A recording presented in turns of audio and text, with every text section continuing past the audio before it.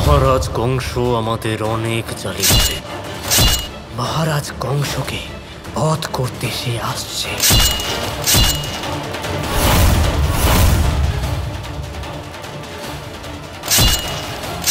সে এখানে এসে গেছে কংস।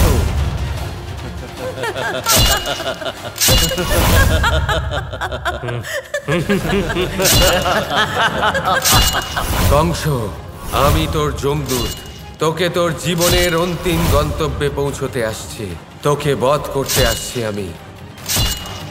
কংস, কংস, আমি তোর যমদূত।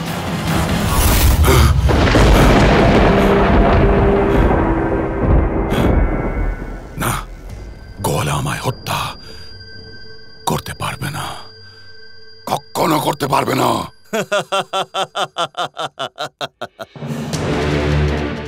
মহারাজ কংস, যখন কেউ চোখের সামনে যমদূতকে দেখতে পায় তখন তার বুঝে যাওয়া উচিত যে তার মৃত্যুর সময় এসে গেছে।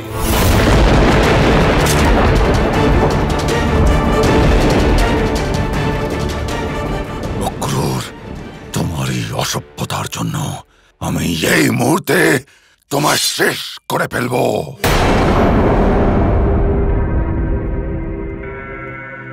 প্রচুর বিশ্বাস আছে না তোমার ওই কৃষ্ণের উপরে? তাহলে ঠিক আছে, তোমার সামনে আমি ওকে হত্যা করব।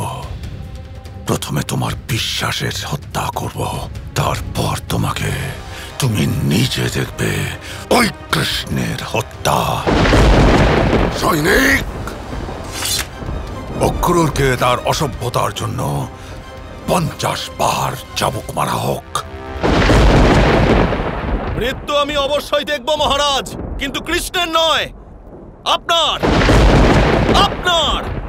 এই সময় ভয়ভীত হবার সময় নয়, শৌর্য দেখানোর সময়।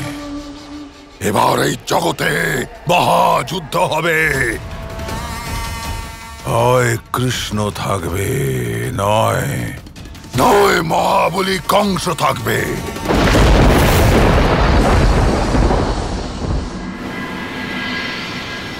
বিয়ের আগে আমার খুব জরুরি একটা কাজ বাকি আছে, সেটা শেষ না করে আমি বিয়ে করতে পারবো না। কি এমন জরুরি কাজ বাকি রয়েছে দাদার, যেটা শেষ না হলে দাদা বিয়ে করতে পারবেন না? আর আমি কৃষ্ণের চোখেও দেখলাম যে ও এটার ব্যাপারে জানে। তাহলে আমি কেন কিছু বুঝতে পারছি না? এমন কি যা কৃষ্ণ জানে আমি জানি না? রাধা, রাধা,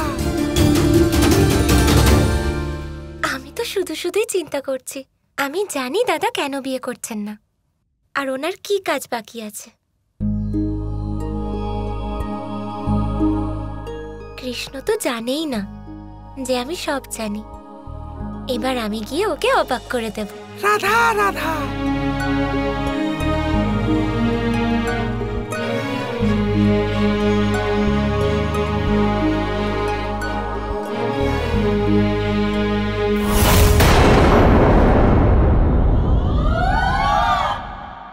এত রাতে রাধা কোথায় যাচ্ছে?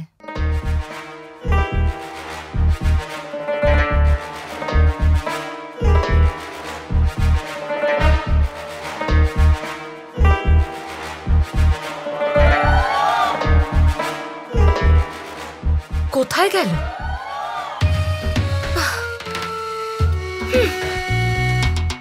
রাধার সত্যটা প্রকাশ করার এত ভালো সুযোগ আমি আজ পেয়েছিলাম, কিন্তু কোনো ব্যাপার নয়।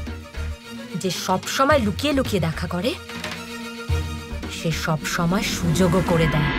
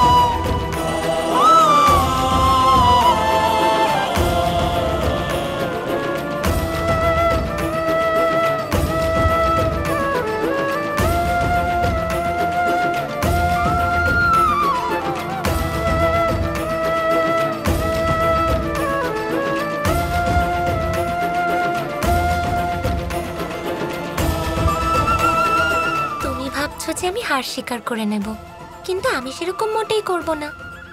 আমি তোমাকে খুঁজে বের করবই।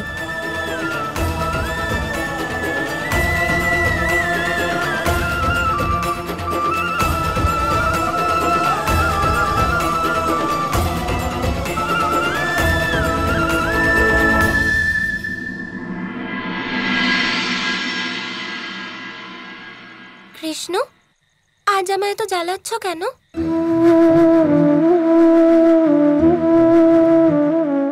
এসো, বসো আমার পাশে।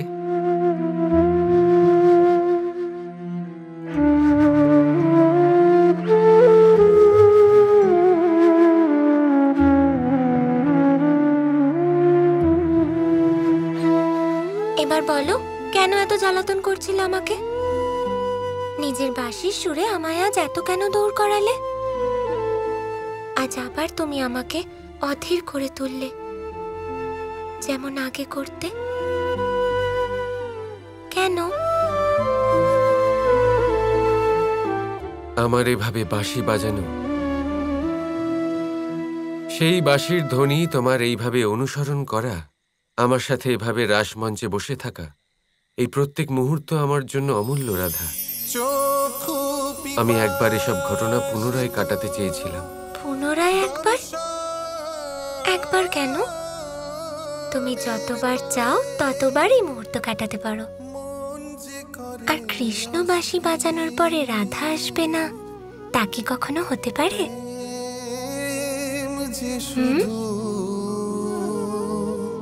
প্রিয়জনের তরে জগতের,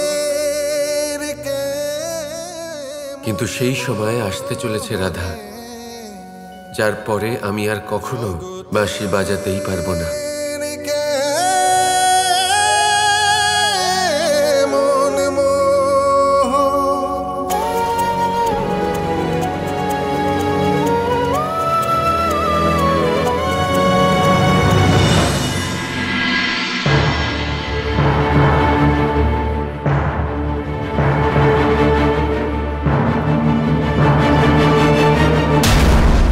মহারাজ কংস আমাদের অনেক জ্বালিয়েছে। সে এখানে এসে গেছে কংস। কংস, আমি তোর যমদূত, তোকে তোর জীবনের অন্তিম গন্তব্যে পৌঁছতে আসছি, তোকে বধ করতে আসছি আমি।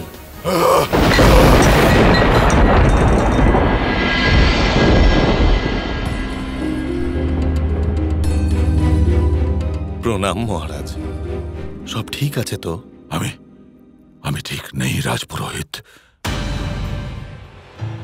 আমি কৃষ্ণ আর আমার মৃত্যুর স্বপ্ন দেখছি। আমার মনে হচ্ছে আমার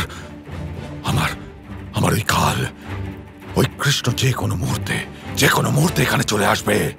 আর আমি চাই যে যখন ও মথুরা আসবে আমার সাথে যুদ্ধ করবে, আর সেই যুদ্ধতে আমি ওকে শেষ করব। ও যেন আমায় হত্যা না করে। তাহলে আজ আপনাকে একটা অসম্ভব যজ্ঞের সংকল্প নিতে হবে মহারাজ। আজ অবধি আপনি যা করেছেন সব নিজের জন্য করেছেন, কিন্তু এই যজ্ঞ তখনই সফল হবে যখন এটা আপনি মথুরা রাজ্যের জন্য করবেন। কি যজ্ঞ রাজপুরোহিত? ধনুর্যজ্ঞ। আপনার বিজয়ী হওয়ার এখন এটাই একমাত্র পথ মহারাজ।